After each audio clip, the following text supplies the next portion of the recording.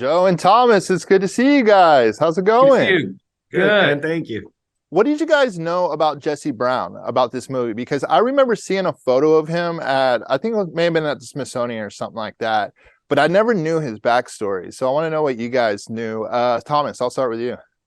Nothing. I had not heard, disturbingly, I had not heard anything about this story. I know that it is very well known within naval aviation community, obviously, but outside of that, it is a story that unfortunately not many people knew, and I knew nothing about it until I read the book. I was devastated to learn that this had escaped me somehow. Something so important and so worthwhile and so timely had somehow escaped me, but I'm glad I know it now, and I'm even more proud to be part of bringing it out to folks who like me didn't know that it was out there either.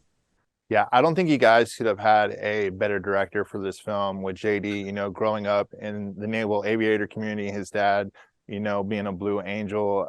Y'all just knocked it out of the park. I want to talk about the flight and the flight training. What was that like? Was it scary? Was it fun?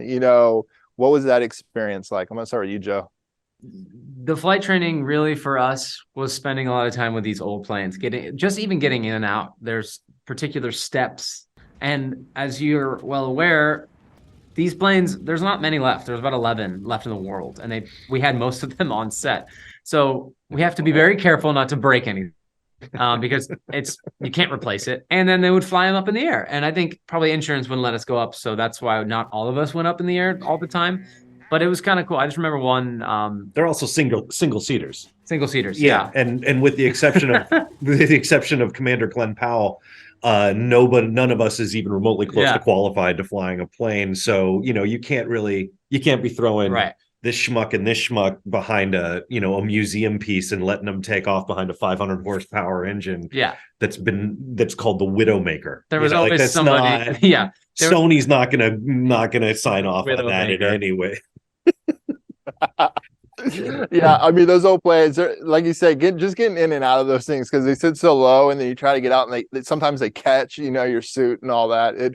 I totally get it, guys. Tell me a little bit about the backstory. What did JD tell you guys about the backstory of y'all's characters? I'm going to start with you, Thomas, about your character, Dick.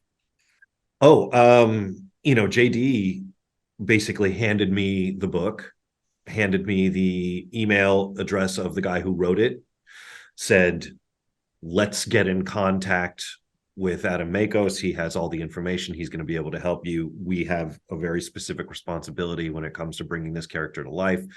And from that point on, I got in contact with the family. And so I got to know the Savoli family, Steve Savoli, and his daughters and his sister. I got to know a bunch of them over the course of filming through email and social media, whatever. And, putting all that information together with what Adam Makos was able to put together in the book and everything that he knew was, that's where all of that sort of fleshing out of the human being came into play. Same for me. I mean, being passed along this envelope of materials about Marty Good and then just going on our own research, getting introduced to the families and those who are still with us and being able to speak to them as much as we wanted to understand what they were like. And that was just really special. Y'all did a phenomenal job. Congratulations. I can't wait to take my dad to go see the movie. He's aviator, awesome pilot himself. So congratulations, guys. And I'll see y'all next time. Thank you. All the best.